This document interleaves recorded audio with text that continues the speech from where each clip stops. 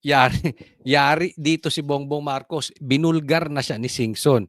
Alam nyo, magpapatumba diyan kay Bongbong Marcos. Alam naman natin, ito si Singson, talagang ang laki ng naging parte nito doon sa EDSA 2. Alam natin yan. At hindi lang siya. Pati si Saldico. Kasi si Saldico maraming alam kay Bongbong Marcos. Binulgar siya. Eto, ibinubulgar na siya ni Singson. Tapos talaga siya. Tanggap yung final, makaka-witness ako sa mga Goose Project and mga project na, yung sinabi mismo ni Presidente, mga guni-guni, mga palpak, doon pala sa Ilocos Norte nandun Wala kami makitang matino na project. Ayan. Dison, makinig kang mabuti. Sa Ilocos Norte, walang matinong project ayon kay Chavit Singson. Dison, puntahan mo. Huwag ka nang magpatumpik-tumpik pa.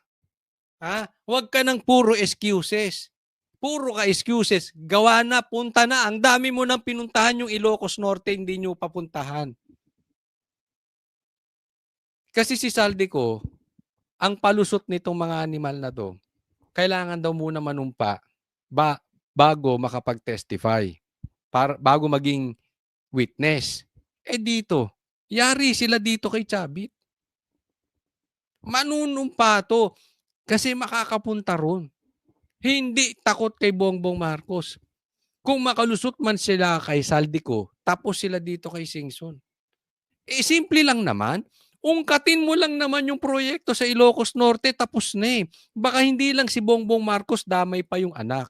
Pero syempre, ang naka-impeach dito yung anak. So, imposibleng hindi alam nung tata yung ginagawa nung anak. Kagaguhan yun. Imposibleng hindi rin alam nung pinsan yung ginagawa ng speaker. Sila dyan. Huwag nyo nga kaming pinaglololoko. Malaking, malawakang sindikato po ito. Yan ang sinasabi. Di ba? Palpak lahat and Ghost Project. Meaning Ghost Project and a substandard project. Hinakusahan din ni Singson ng ICI ng pagmamanipula umano ng testimonya ng mga resource person tulad ng government contractor na si Curly Discaya. Are you able to talk to So Curly Discaya? Discaya, may mga kilala ko, nakilala siya. So, nakausap ko rin. Kwento niya lahat yan.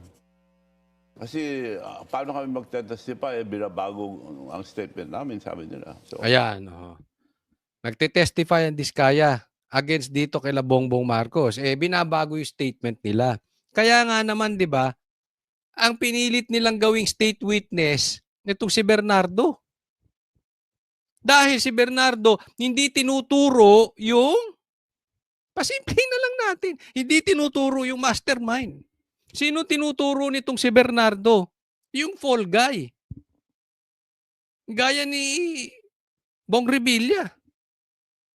Inggit Yung Discaya na tinuro,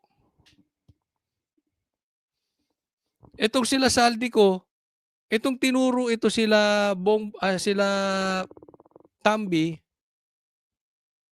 papunta kila Tambi yung usapin, siya yung kinulong. Galing, di ba? Yan yung exactly sinasabi ni Libiste.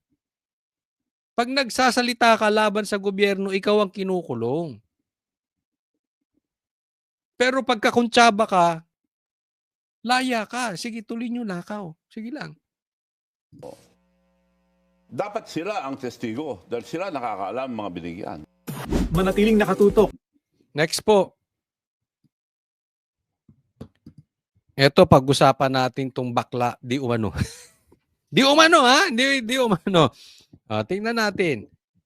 Kasi, kakampi nito media. Sangayon kayo doon. Kakampi nito media. Bakit? Walang panama si Leviste sa media na may last say umano sa mga politiko. Una na ring sinabi ng kongresista na tila nasa de facto martial law ang Pilipinas, bagay na tinutulan ng senador. Paano raw kasi mangyayari ito kung si Leviste pa mismo ang naghain ng libel complaint laban kay Palace Press Officer Claire Castro. Dapat anya, bukas ang sinumang mambabata sa investigasyon, lalo na kung may basihan naman ito. Manatiling Grabe, ano?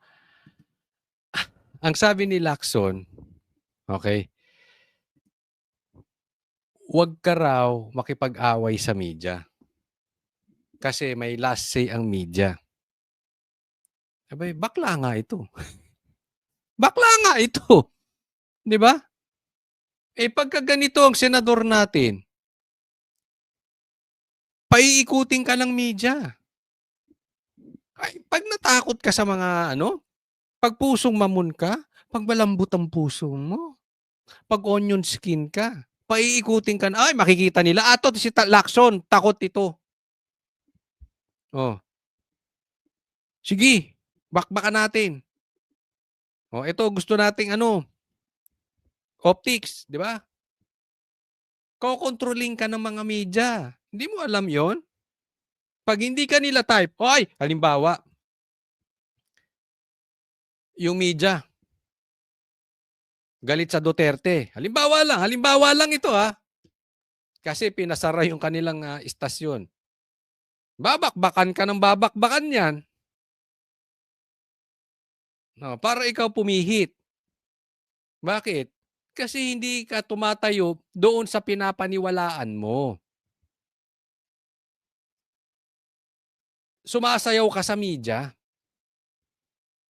Eh pag ganun ka, wala kang silbing senador. Eh dapat ang senador yung media. Pero alam naman natin to, kikita naman natin di ba? Nakikita natin kung ano kiling ng media. Hindi man lahat, pero maraming mainstream media nakakiling, alam natin. Pag patungkol sa gobyerno ang usapin, downplay. Pag sa kalaban ng gobyerno ang usapin, ay lahat kakalkalin, aaraw-arawin pa. O, di ba? Pero yung sinasabi ni Lacson, nung tinanong siya patungkol dito kay Leviste na hindi daw de facto martial law tayo.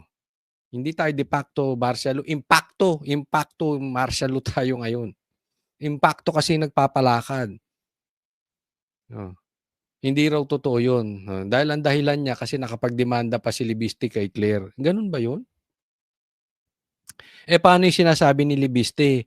Hindi, yung style nito si Lacson, parehas din ng style ni Claire. Ilalayo ka dun sa usapin.